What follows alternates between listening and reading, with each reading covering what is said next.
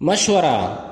نبی کریم صلی اللہ علیہ وسلم نے ارشاد فرمایا، جو مسلمان کسی کام کا ارادہ کرے اس کو لازم ہے کہ اپنے مسلمان بھائی سے اس کام میں مشورہ کر لے، اس صورت میں خدا اس کو صحیح راہ کی ہدایت کرے گا۔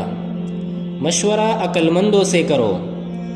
حضرت ابو ہریرہ رضی اللہ عنہ سے مروی ہے کہ رسول اللہ صلی اللہ علیہ وسلم نے فرمایا، مسلمانوں، عقل مندوں سے رائے لیا کرو تاکہ تم ہدایت پاؤ، اور ان کی نافرمانی نہ کیا کرو، کیونکہ اس صورت میں تم کو ندامت اٹھانی ہوگی۔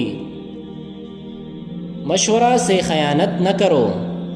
نبی کریم صلی اللہ علیہ وسلم نے ارشاد فرمایا، جو مسلمان کسی مسلمان سے مشورہ لے اور وہ مسلمان اپنے بھائی کو ٹھیک رائے نہ بتائے تو وہ خیانت کرنے والا سمجھا جائے گا۔ ہوشیاری کی بات۔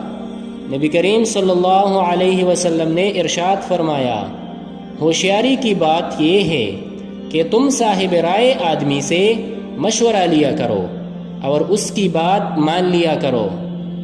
مشورہ لینے والے کی خیرخواہی ضروری ہے۔